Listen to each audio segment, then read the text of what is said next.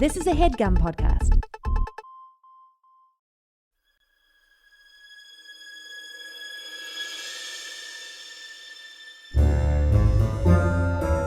Oh, yeah. Welcome to A Funny Feeling Podcast. I'm Betsy Sidaro. And I'm Marcy Jarrow. This is a podcast where comedians tell us their paranormal experiences, and we listen to yours as well. Oh, yeah. And if you have one of these paranormal experiences that you want to share with us, please email it to us at funnyfeelingpod@gmail.com. Now get cozy. And prepare yourself to be scared silly. This is a Funny Feeling podcast. Betsy. Marcy. Oh my gosh, I'm so excited. We're on a roll with our guests lately. We're on such a roll. It's nuts. I feel our listeners are like, wait, what's happening? They're like trying? They're doing good? We're actually doing our podcast as it was originally conceived. Yeah. Oh my Weird. gosh. You really used the pandemic to get lazy and also have the best time reading and listening to listener stories. But I'm so excited because our guest today is... Honestly, I truly was like, I don't know why she was always like, I have lists of people I've always wanted to ask, and she was always on the list. Yes. And I'm just so glad I ran into her in person so that I actually follow through with my little list. And I've known her forever, and she's the nicest and funniest person.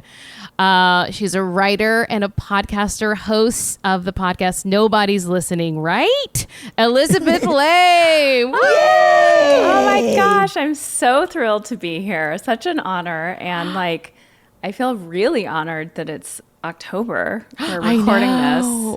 How perfect. I know. It's perfect. It feels so right. It feels so right. Oh my gosh. It's always a little tough in January to be like, I don't know. We just ended the most fun part of the year. What are we supposed to do? And then, October, though, is perfect. Yes. Do you have seasons to your stories? Are there more kind of alien encounters happening in January, February? I wish people were sending them in real time. And occasionally they will, but it's usually someone finally is like, all right, I needed to tell this for a while. So, yes. But if anyone is having and we're almost caught up to our stories. So, but if we are having in the moment, this is a very specific Thanksgiving ghost. Yes. Or maybe mashed potatoes. Yes. Cornucopia.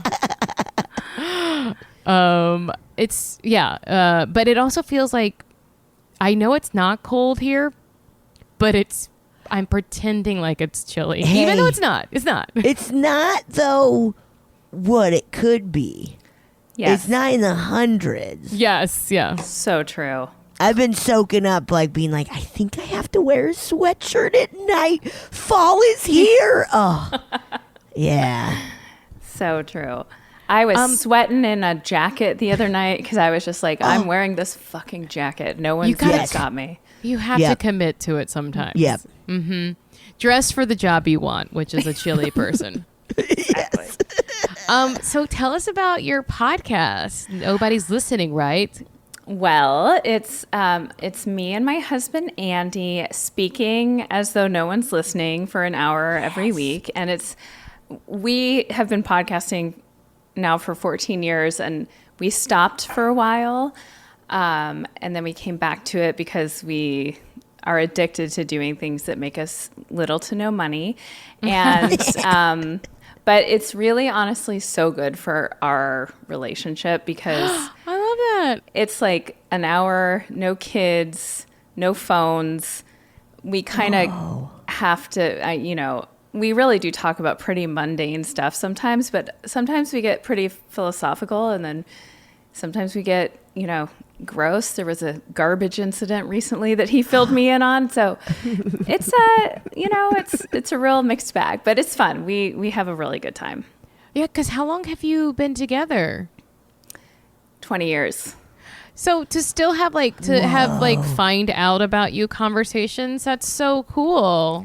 Yeah. You know what? You keep, I don't know. We constantly are learning new things about each other, which is not constantly, but occasionally, and it's always exciting. Yeah. Yeah, that's awesome. And I feel it feels so like good and healthy, to kind of and to get excited about these new things. Yes. Rather than just being like, "Oh, I know everything about you, whatever, let's keep going." Yes, totally. Well, what happens is then when you go off and do your life and you come back and you're like, you will not fucking believe what happened at school drop off this morning.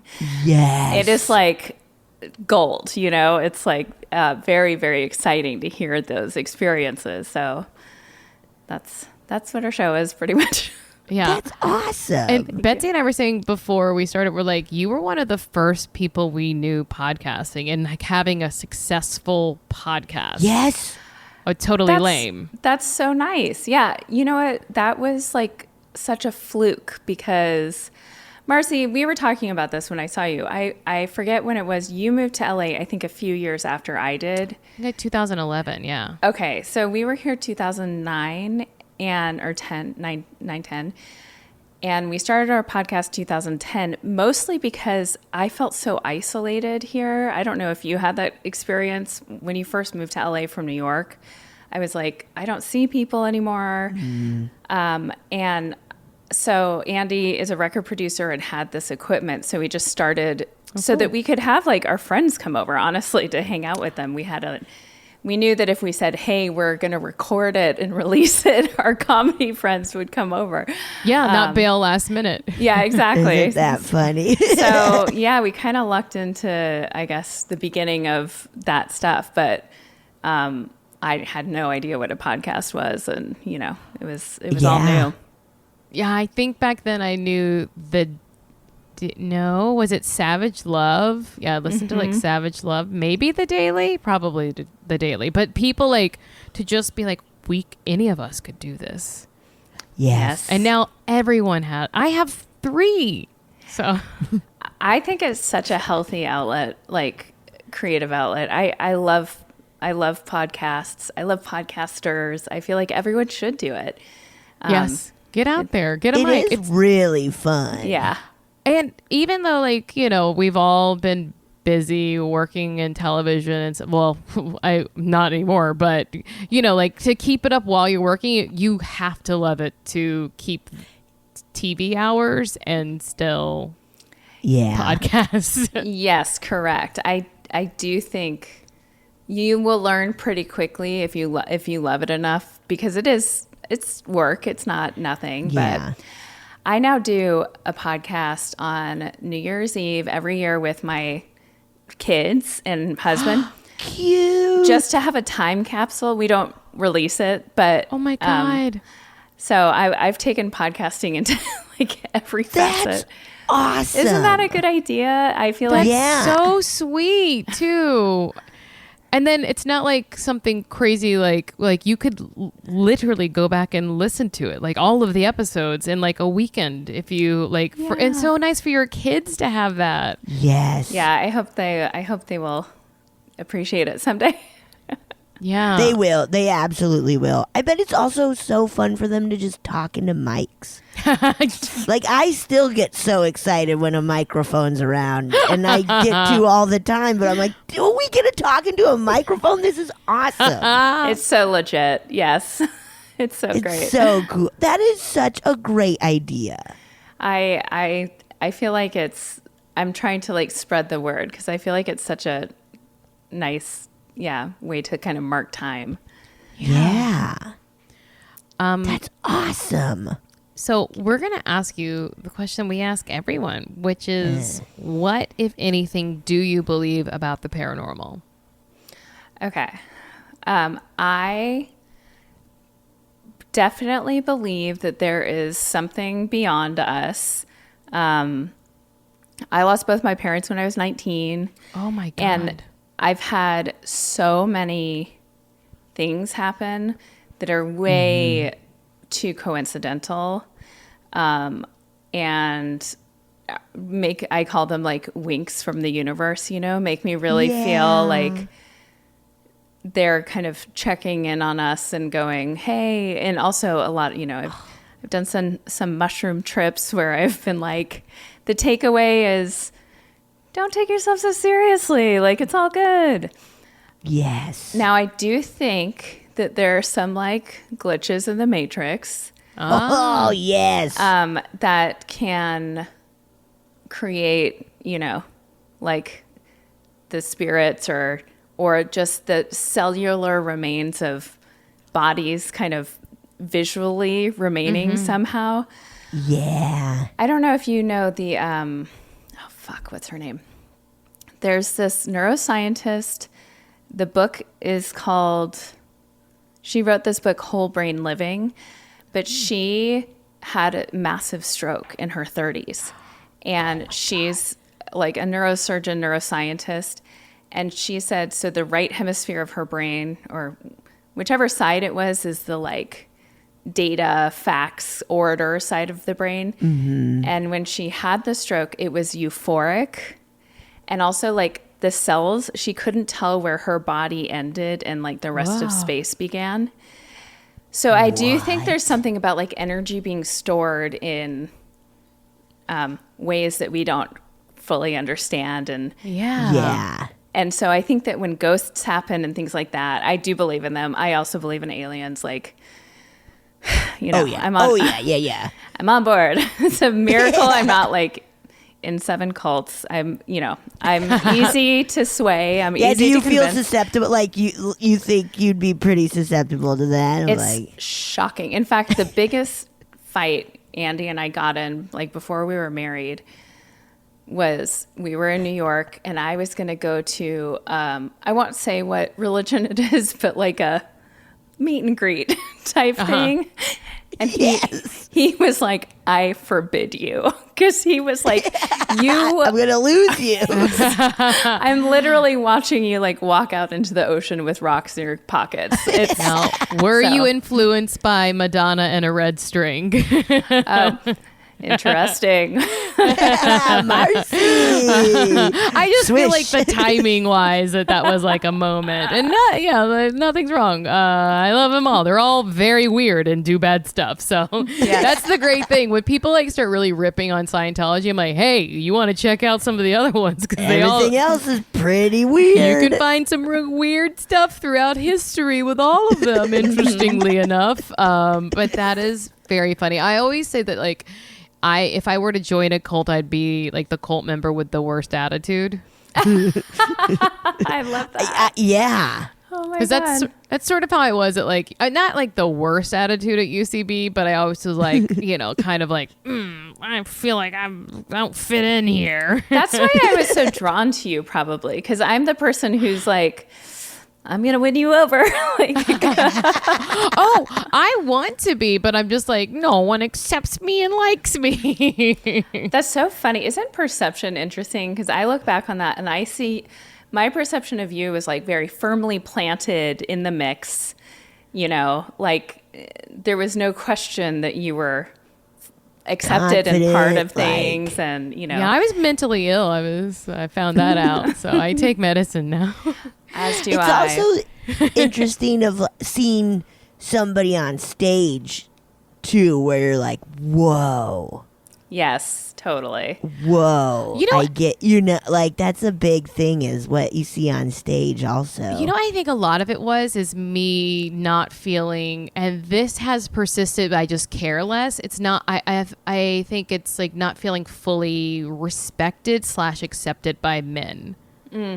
And that was such a man. It was so much more male heavy back then. And even moving to LA, there was just maybe just 10% more, but there were more women or like people who did not identify as like straight men like around. And so immediately I was like, I didn't have the same kind of like toot about stuff because I was like a chiller vibe. But like comedy guys, for people listening, can be tough. Yeah.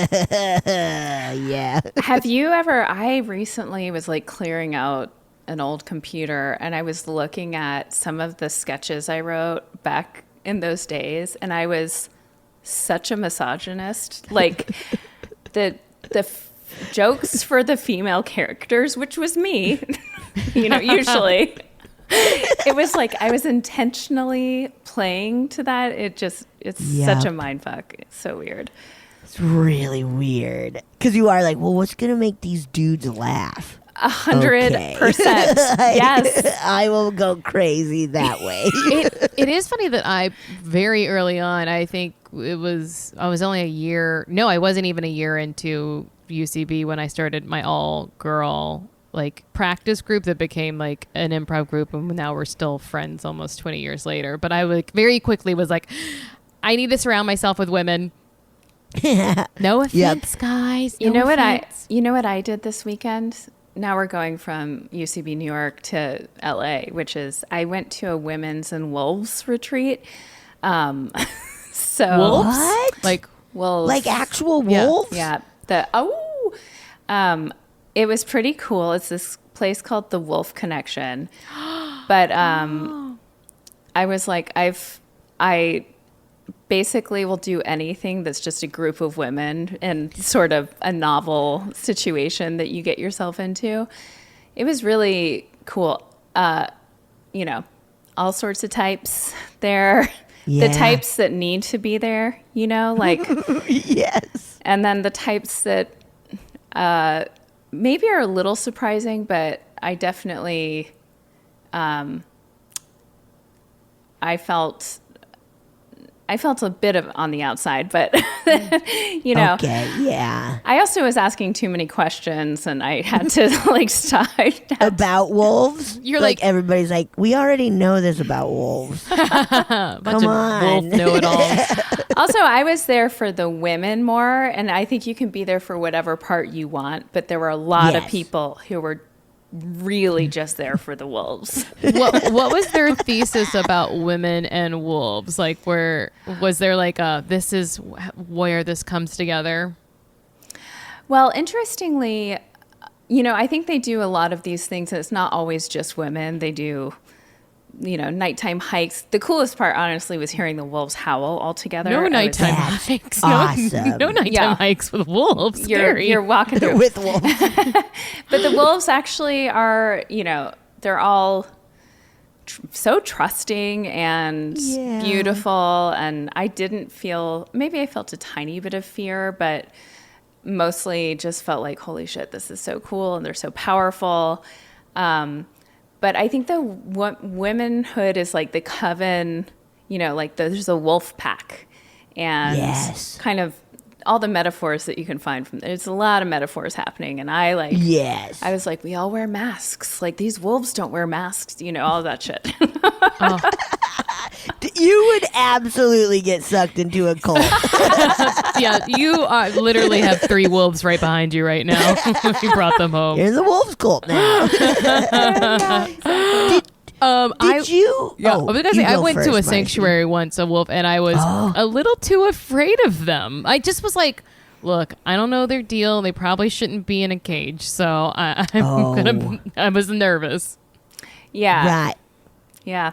This place they do a great job. They're in these habitats. So, you know, they have space, but they're also Cool. safe.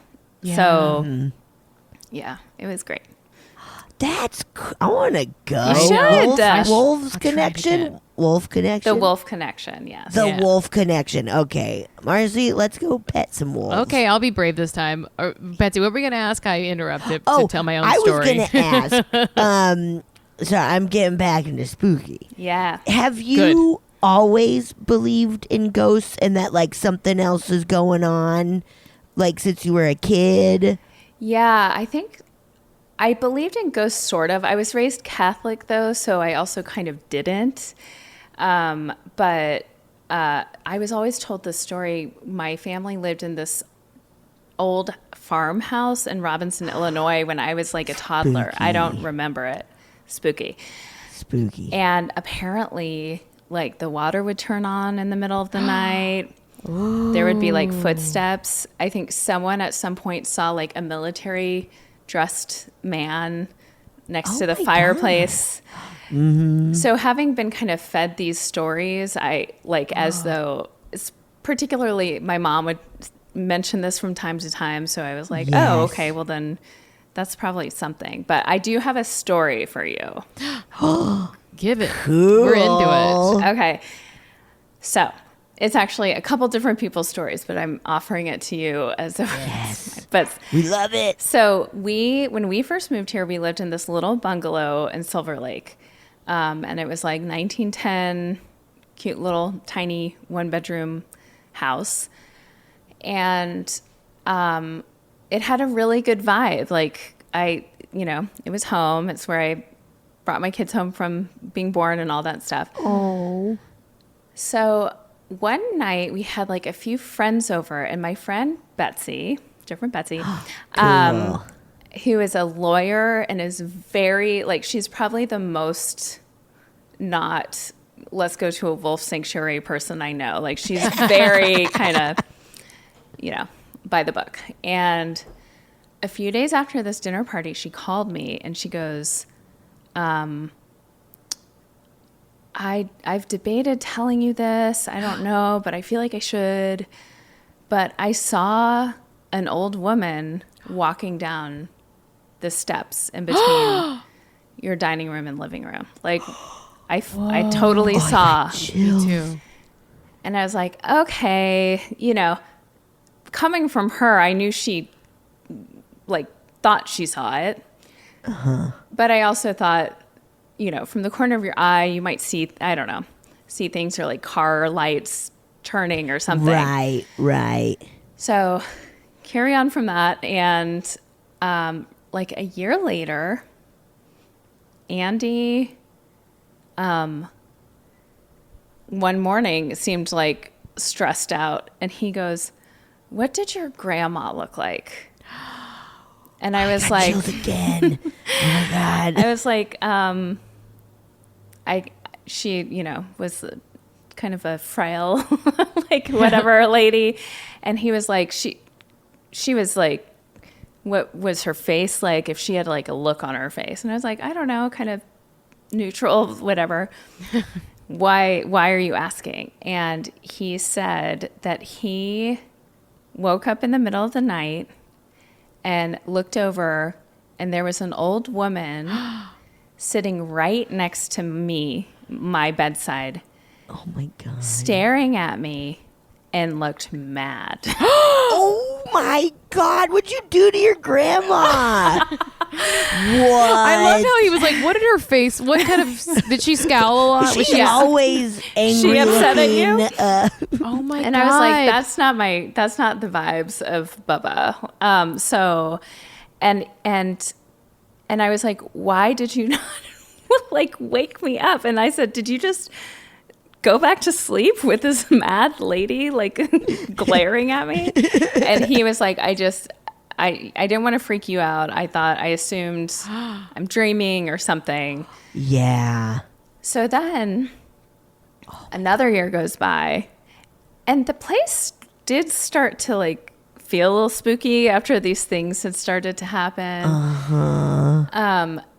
And like weird little things would happen. We came home one night and our couch pillows were like standing upright on the armrests where No. Oh my Like God. More chills. balancing? No. yeah, in a way that was like, we definitely didn't set them there like that. And they were just there. It was very weird.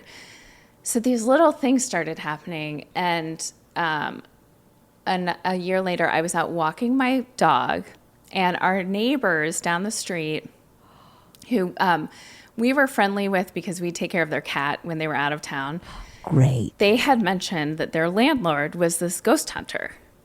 And so yes. so I'm walking my dog. He didn't see where I was coming from or anything. And I was like, oh, are you, so-and-so's landlord? Are you the ghost hunter? And he was like, yeah.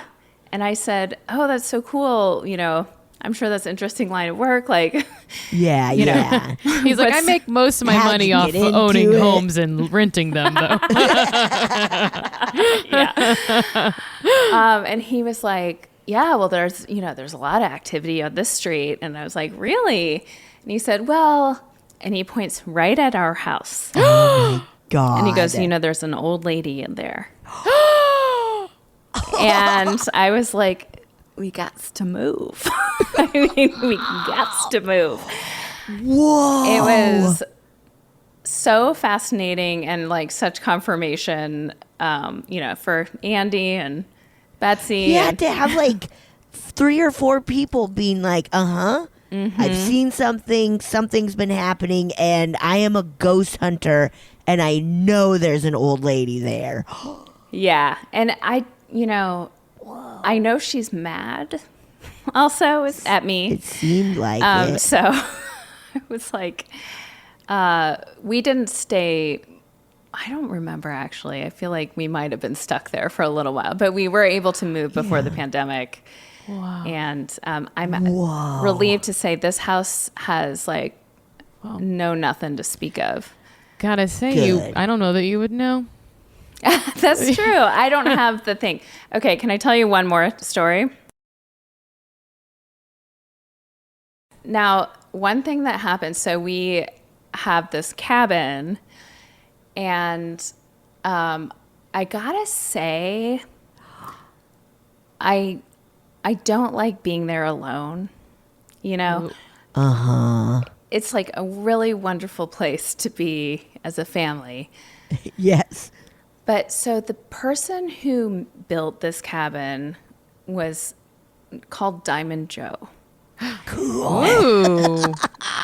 And he sounds like such a great character. Like, he liked to party, he smoked and drank. We bought the cabin from his son or grandson, and like there was like a couple old rusted out poker tables, behind. It was like he had a good time.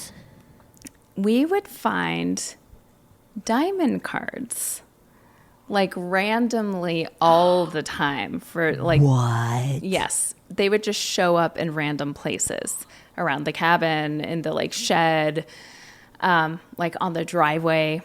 And it's also a place, there's stairs. Like a few times I'm walking up the stairs and I'm like, like hurrying up the stairs because you feel something. So one night we're asleep and our bedroom is right below like the living room. And in my sleep, I'm hearing chairs being pulled around upstairs. Yep. And I get up out of bed and I go up the stairs and I turn the corner and there is like a circle of chairs. This is in my sleep, okay? But it was so realistic. And also that like, I've never had a dream before where I was sleeping and woke up and was still dreaming, if that makes sense. Like, it was in the same bed, same room, same everything. And I get up the stairs and I turn the corner. There's a circle of chairs and there's a man who is sitting in one of the chairs. And I knew it was Diamond Joe. And I said, hey, Diamond Joe. And he's like really cool and like looking at me. He sounds cool. He's very cool. And I was like, I really appreciate this cabin. Like, it's so amazing and we love it here. But like, we're good now. You don't have to hang out. And he opened his mouth. He looked away and opened his mouth. And when he looked back at me, I woke up in real life. Oh my God. Oh, I have such chills. Me too. Oh my God. Whoa. So I feel like I did. I mean, I would love to see a picture of Diamond Joe and if, see if it matched, because I feel like I interacted with him. I think you absolutely did. Crazy. Whoa. And did cards like stop popping or like showing up? Cards stopped popping around. Yes. You got him. Maybe I cleared him out. I don't know. You might have, where he's just like, okay, it's in good hands. Yeah. Later now. That is awesome. So do you still get like spooked there, or? I do. I just, I don't know. It's I would be. It's up in the middle of nowhere. That's also always a little like. Yeah, I've had bad dreams there. Like, I dreamt that another neighbor. This is one time I was there alone, and there's like literally no one up there, but there's this very nice neighbor, but like he came over with his dog and had it in his arms in the middle of the night. It was like, my dog's bleeding, help me. Oh my God. But he had like murdered his dog just to come to like lure me into opening the door. Ooh, this is wild that you're having a lot of dreams that are at this cabin. Yes, while I'm there. Like things associated while you're there. Like that is spooky. I'm trying to think. I don't know that I'm sure I have dreamt about the places that I'm sleeping in, but I really can't remember them. Like if that's true. Like, yeah, I think this is the only. You're right. It happens a lot up there, and what? You need to get rid of that place. you can just clean it out. I mean, maybe. it sounds lovely when a lot of people are there. Yeah. Yes. Spooky when you're by yourself. Do you guys? I know that you obviously have ghost stories and stuff, but what are do you have like a philosophy on what ghosts are, or paranormal stuff? Oh man. I don't know. I mean, other than what you were talking about, like glitches, that it is, that sometimes, and I actually think it's multiple. I don't think it's just one thing, but I do think sometimes it's like an overlap of, of like timelines that like, or they just kind of like get crossed over sometimes. Yeah. Sometimes I do think it's maybe an actual spirit that's like connected to a place that like is showing up. I can believe in things beyond just humans who are past. And yeah, I don't know. I'm like open to a lot of it. And also like, it's so easy for us to think there's just like one way things are, but like, is anything in life one way? Like, like like, especially how people interact or behavior like that. It can't always be explained by like one answer. Yeah. So. That's so true. Yeah. And especially because I feel very much the same, especially with this podcast, we've heard so many different awesome stories where it feels like every case it could be like every specific story, it could be like its own specific thing. It's so nuts. Do you know where it's like, yep, that was time travel. Where it's like, I've never really thought that before. But I was like, thinking of that story, Betsy. The guy who was being chased by someone by who his looked older... like he was like, I thought I was being chased by my older self. Isn't that? Oh spooky? my God! What? Yeah. Yeah. Yeah.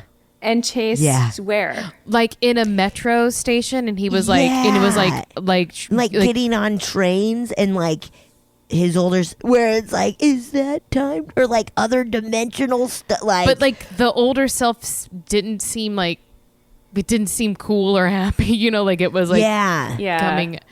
Yeah. Or like Mono, you probably know Mono Agapian, his story about the monster in the doorway in Greece. And like, awesome. It's such a great story. It's like he woke up and it was like, and his brother-in-law's like 1,000-year-old family home. Where they don't have doors. Yeah. Oh, wow. It's like an old place in like Greece. An outhouse. Like, so he like woke up because he needed to go to the bathroom. And then when he looked towards the like doorway, there was like this giant monster with like knuckles touching the ground. And then like he just like didn't move. And then the next morning it turned out that his brother-in-law was like, how'd you sleep? And he was like, and then he ended up telling him, and he was like, wait, when we get back to the house, I have to show you something. And he pulled out a drawing he had from made when he was a kid. Oh my God. I got chills. I have chills too. It's like, there's so much happening that it's like, I don't know what's going on, but I believe, like, but I'm here for it. And like, yeah. I have to tell you guys, like, this is a nice story, but I think links us to this is one of those crazy things that has happened. This was just last year. We had hummingbird nest in front of our house, and we were obsessed with it. Unfortunately, it got attacked by crows, and I was devastated. And we had shared come on, crows! You eat trash. Leave them alone. Such assholes. We had shared the beginning, middle, end of this on 3 different podcast episodes, and people were messaging us oh, that something happened to me, or hummingbird, their hummingbird stories. And then one person messaged me and was like, I've never reached out before. I've listened to you forever. But as I was listening to it, this hummingbird was right in front of me for a really long time. And they took a video and they sent it to me. And I was like, oh my gosh, that's amazing. But when I opened the video, I could not, I gasped, dropped my phone, because it was right in front of my parents' house. They had moved to Sierra Madre. The house, my mom died in this house. Oh my God. And it's such a random place, and no one knows, because I didn't really live in that house. But I spent time there, obviously, when my mom was sick. But you wouldn't be able to look up, it's not some crazy fan who's oh, it was the craziest thing. And I just thought there's no world that is not kind of a hi hello from my parents. Not one bit. Because I was thinking as you were saying it, I was like, people think hummingbirds are visits from family. Yeah. That's so crazy. Do you know how much stuff your mom had to do to make sure that you got that? Yes. Yeah. She killed a family of hummingbirds. At least she fed a family of crows. Honestly, wow, that's true. That's true. Look, I've seen hummingbirds fight too, so they can, those beaks are not. They're not all soft. Angels. Yeah, they're not all they're angels. Not. They're not. That is an incredible story, though. Oh my God. Yeah, that was a good one. I felt like I needed it. Sometimes you just need a little hey, everything's cool, and it was good timing. Yeah, that's it. We've had a lot of those stories too of somebody loses a loved one, and they either think of some a symbol or something to be okay, when I see this, or they constantly are now finding pennies, and they're I haven't seen pennies in years or whatever, and it is just. Oh, where was I going with this? Besides, it's beautiful. I forgot where. Yes, here we go. Sometimes it'll be years since the loved one's passed, and where they're okay, I don't know, and then they're in kind of a slump, whatever size that means, where it is I really needed that penny to pop up when it did, or the dragonfly to fly by. Totally. Which is just fascinating. Yeah. It's so cool. Yeah. Those are the ones I like. I'll take that. Yeah. Oh, absolutely. Yeah. I mean, no one wants a demon in their house. No.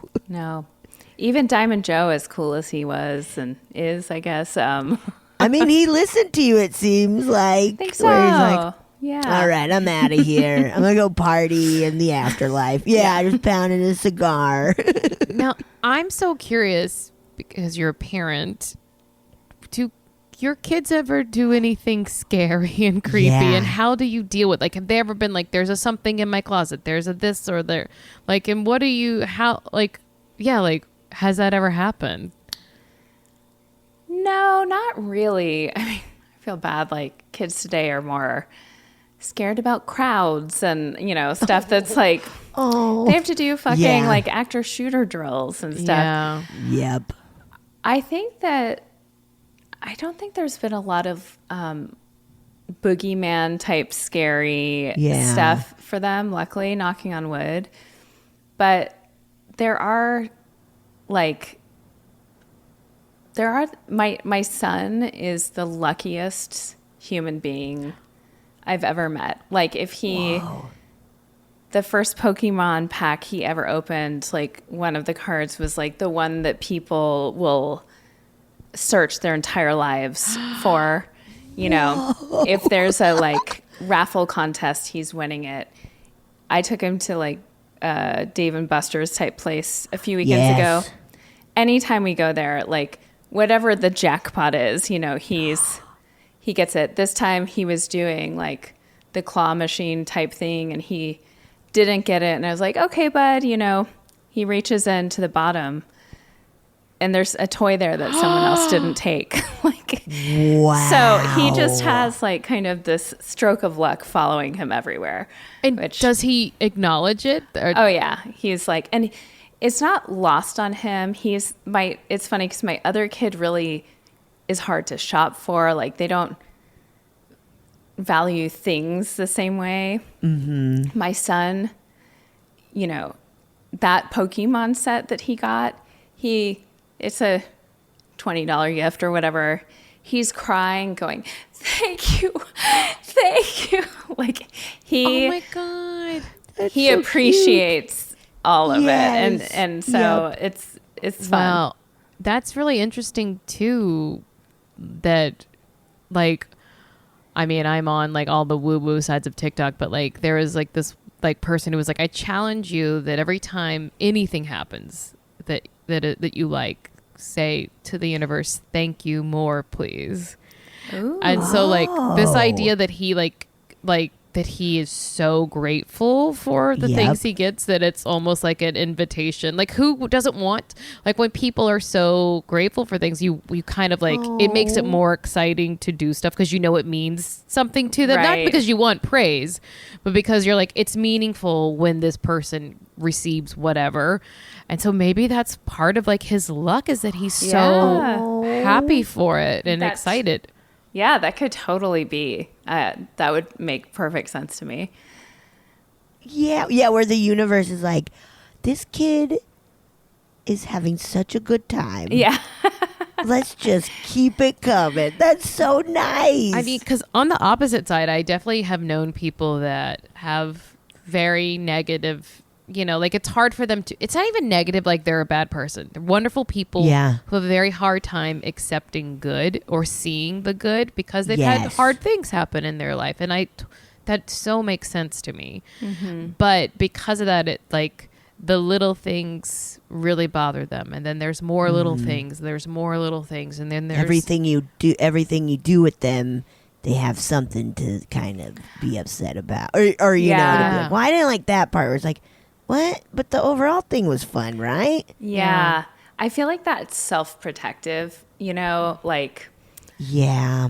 In fact, my husband is like a really optimistic, and he's the most fun to be around. But we are so different in the sense of I'm always thinking best case scenario, and I'm always getting disappointed. Like, you know. Yeah.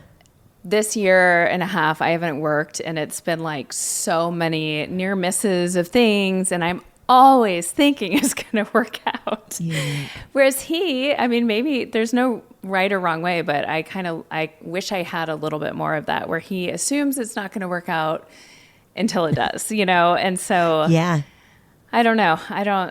There's no, you know, right or wrong way, but it's just a different way of moving through the world, I think. Yeah, totally. Yeah. I mean, I try not to think about, like, I try to put it so far out of my head to not jinx things. But it's tough. Yeah. Especially when you're like so close so many times. You're like, it's so hard. It's tough. I kind of get into this zone where like I can't really do much else. I'm just kind of like twitching, waiting. Thinking, you know, looking at my phone 75 times a day, and it's not good. It's not healthy. I mean, all of my like biggest, like I don't know, not even just jobs, but like I always say, like even this house that I'm in, like they kind of come from nowhere, like it, and it wasn't a fight to get it. Or even like my first job on Brooklyn Nine-Nine, I had interviewed 2 years earlier and didn't get the job. Really? And then 2 years later they were canceled. Then I got a phone call. They'd been bought by NBC and they'd remember me from 2 years ago. I love that. You're right. You know, it's when it's not so sweaty that it kind of comes together. And that's such a good reminder. I'm going to jinx myself. What the fuck am I doing? But I'm like, I feel like tides are turning where I feel. Me too. I'm feeling more positive in a like sincere, not angsty way. Yes. So I hope that good things are coming for all of us. I've been feeling that way too. Good. When we were talking about the glitch in the Matrix thing, I had this like thought of like, I think we need to shift into a better timeline. Yeah. I like this. I like this. This morning, I had therapy this morning, and I was talking about like existential dread, that I'm just sort of like, it's very mild, but like I was very fixated on the storms and granted, like so much tragedy, but like I was like, I'm like doom scrolling and like keeping up with so much of it, and then kind of like letting that take over my just normal anxiety. And then I like was like, I don't see an end in sight unless we could just change timeline. Like, and that, I mean, anything could happen, so why couldn't it be better? Right. Yeah. Right. Does feel like we're due for kind of I don't know, maybe in approximately a month we'll have some sort of something happen. I don't know what could be good. Wonder what could be good. Oh, speaking of, I was watching like a dumb TikTok that was like, Michael Moore predicts all of the elections. Right. Okay. They're like, he just like, there's clips of him just being like, no, and then this, and then you're like, oh, he's been right so far, and you're like, okay, well, I'm gonna trust Michael Moore. I don't know why. What's he saying? He's giving us the like thumbs up. So Okay. And whatever that means to you guys, he's giving you a thumbs up too. Whatever thumbs up. Whatever thumbs up means for you. Yeah, that's the I love. I want to be your son in so many ways. No, can't wait till he can like buy lottery tickets. We're getting him in there. No, I'm just kidding. Yeah. What numbers? You know. I know. I should just question him. Like, what?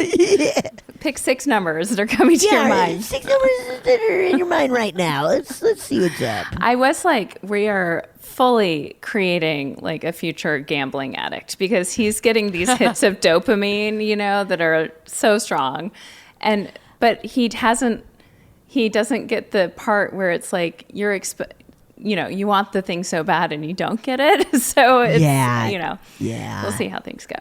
We'll get him in therapy. Don't worry. I have a good friend who loves to gamble, and I went to Vegas with her one time, and she went to the ATM to get cash, found a $20 bill in it. No. Took that $20 bill to, I think roulette or something. Put it down, won $100. And I was like, oh, this is why you love gambling. Because, like, you're lucky. Like, that's awesome. It was really fun. I'm just like, okay, I get why you're into this. Yeah, it's a real high. Yeah. Yeah. Yeah, my aunt was like that. She would just, like, win 20 grand sometimes. What? Whoa. Where? What games? Yeah. I think she was a blackjack player. Cool. Yeah. That's cool. So she would just win that money. Just win that money, dude. Love that. Win that money. Do you have any other stories you want to share with us? Or we can listen to a listener story. And if anything else pops up you're always welcome to tell us more. Yeah. Okay, yeah, let's do a listener story. I'm excited. Yeah. Hi, Marcy and Betsy. This is Stephanie from New Jersey. I'm just going to try my story again because the first one came out to be like almost 10 minutes. I don't know how that even happened. I think it was because I was trying to not say and like, and so then I would just have like these random like blank spaces. So anyway, I'll try to make my story a little bit shorter. So first of all, I love you guys. You're the best. I found you when Betsy was interviewed on Woo Woo with Rachel Dratch. And then I found you guys. I fucking love you. I listen to you all the time. And you are my, you're my buds. You don't even know it, but you're my buds. And I love all your caller stories. I love you. Betsy, I'm obsessed with your voice. I don't know. You could do a meditation album and I'd be into that. Anyway, okay. So my story is from a few years ago. My daughter was about 2.5 or 3. She's 13 now. You do the math.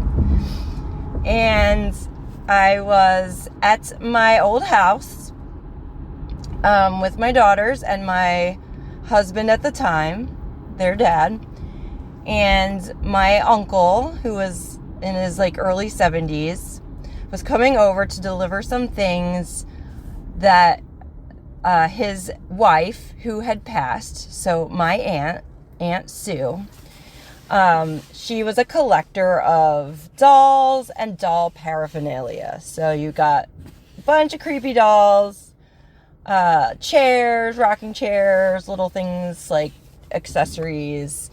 I never loved the dolls growing up, but their TV room was in the doll room, so my sister and I did spend a lot of time in the room with the dolls. So anyway, she passed away, sadly, of stomach cancer about right around when I got married. It was right before my marriage, or my wedding, so she didn't get to see me get married, which was really sad for me and my family. And she never got to meet my daughters, which sucks. But cutting back to the story, so my uncle decides now's the time to bring over some doll paraphernalia for the girls. It sounds like drugs or something. He brought over a few creepy dolls, small ones, as well as some chairs that he thought that they might want to play with. So one was an old high chair, a little antique high chair, and then a little just chair that you could put a doll in. My girls were not really into dolls, but I was well, it's my aunt's stuff, so definitely want to keep it, and I didn't want to offend my uncle or anything, so we're we'll take it. So he came over, brought the stuff over. The girls were happy to see their uncle. He always does this silly little oh, you have a quarter in your ear magic trick. They took the stuff, and they seemed a little creeped out by not creeped out, but they weren't too into the dolls, but they were kind of playing with them a little, and they were interested more in the chairs. But anyway, after my uncle left, Zoe said, so she was about 2.5, 3 years old. She's the younger one. She said, Uncle Rich, I'll do it in her voice, because she has this little teeny tiny voice. She's a little shrimp, and she's Uncle Rich and the lady were here. Basically, it was what she said. And I'm what? What lady? She's Uncle Rich was here with that lady. She said it a few times. And that's basically the story. Obviously, there was no one there with him. It was just rather unsettling, but also kind of nice. I kind of just pinned it as oh, that was my Aunt Sue coming to visit and see the girls, and she was probably attached to her things a little bit, and knew that they were being disturbed by coming over to my house. And that was it. It was creepy, but comforting. And I thought it would make a good story for the podcast, because we definitely, hopefully this recording didn't fuck up. I'm driving. Anyway, yeah, now I'm rambling, but I will give my little Aaron Neville impression, because Marcy reminded me how much I love Aaron Neville. and it got me on an Aaron Neville kick, and I've been listening to his smooth voice and torturing my children with it. But they find his cotton commercials that I showed them like extremely entertaining. I don't know if you guys have seen the cotton commercials lately, but they're better than I remember. So here's my cotton commercial impression. The touch and the feel and the fabric of our lives, and the touch and the feel of cotton and the fabric of our lives. Okay. All right, I love you guys. This was still long. I might try again another time, but we'll see. All right, I love you. I'll send in another story in the future. Bye. Oh, don't cheat your Oh my That God. was good. That was good. That was great. Oh my God. Aaron Neville forever. Aaron Neville. Just in case you don't know a lot about Aaron Neville, he has the best Christmas album of all like the like celebrity. I mean, like the, you know, pop music albums. I must R&B. get it. I had no idea. It's a very like bluesy kind of, I mean, maybe it's because I'm from Louisiana that might be why I'm obsessed with him, because he is as well. But it's one that you can be like, none of the songs will annoy you. Okay, love it. That's good. But I also think that I don't think Aunt Sue was annoyed. I think Aunt Sue wanted to give the gifts to the girls, or to your kids too, right? For sure. Totally. Yeah. She wanted to be there to see it. Yeah. It's so cute. That's so cute. Have you seen like I feel like there was like a docuseries or something about these kids who it's not seeing people the way her daughter did, but they will talk about their past life up until, you know, the age of like 3 or 4, but it's so specific. And in some cases, like you can look up historical references and they'll talk about flying an airplane during the war that had this XYZ thing about it. And like you look it up and it's like no kid would know this specific thing. Or in some cases, there were kids that were said that they were people who had died, you know, within the last 20 years and that they lived a certain place. And like you can track down who those people are, and they're not public people, you know, it's like Right. I find that stuff so interesting. The first kid that you're talking about, I've seen a few different, because he has such a great story of him. Like one, his parents were like, how would he know what type of plane would have been flown in World War II? But then I also think that he, before she passed away, like, they actually were able to track down who they think he was. And I think he was able to meet that man's sister before she passed away, because she would have been like very, very old. And then if I'm remembering correctly, his parents actually took him to Japan to like lay flowers in the ocean. Oh yeah, that's ringing a bell. I feel like his story is like one of the like first I've heard that where people were like, it doesn't make sense, but there's so many pieces of evidence that our kid is not making this up. Yeah. Yeah, That is so wild. That would freak me out, though. It freaked me out so much. yeah. I find it all really interesting, and it leads me to think, okay, our bodies are vessels, and there's something about us that continues on, and then gets like recycled. And my hope would be that then that encourage us all to be so empathetic, because we don't know if we're going to come back to be, you know, the immigrant family that so and so is like tearing apart, or, you know, whatever it is. You don't know what your next ride is going to look like. So Yes. Yeah. I always like, even as like a very small child, I was like, how was I born here? Like I have very little being like, how did I get born in America? Because I kind of had this like very young understanding that like my life is easier. Whoa, that's so fascinating. I was always like, how was I born here in a place that was safe? Like, Whoa. Do you I felt feel a like guilt connected as a child. to? I would imagine. Like, and do you feel connected to a specific place in the world or like a culture that? I mean, I can't say that there's any place that I'm like particularly drawn to. I mean, other than like I want to go everywhere, but there was nowhere where I was like, oh, this must have been a place I lived. I don't know. Other than like, New York called me hard. New York called to me, and I had actually no plans. Like in the time that I moved to New York, I was going to move to Chicago instead, but New York pulled me there. Wow. But I used to say at 12 years old that I was going to live in New York. Like that was like when I started saying it at the age of 12, but I don't think I really meant it. And then all of a sudden I was there. So sometimes if you say it enough, it starts to. Yeah. Yeah, I need to start figuring out what I'm saying more than a bunch of bullshit I keep talking about. Too much bullshit. Come on.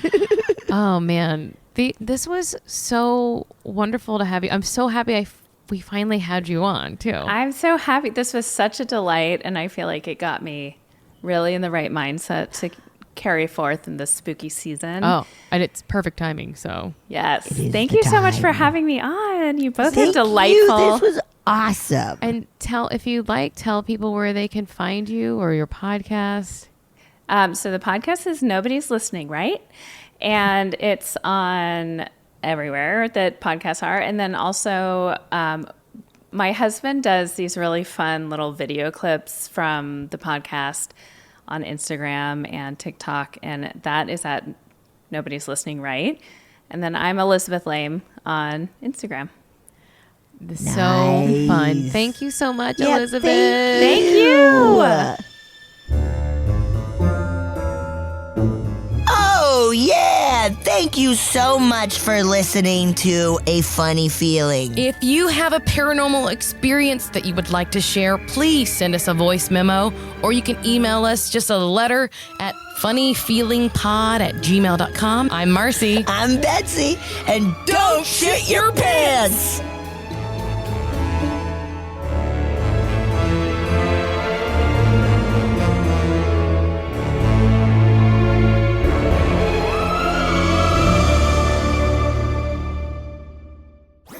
That was a HeadGum podcast.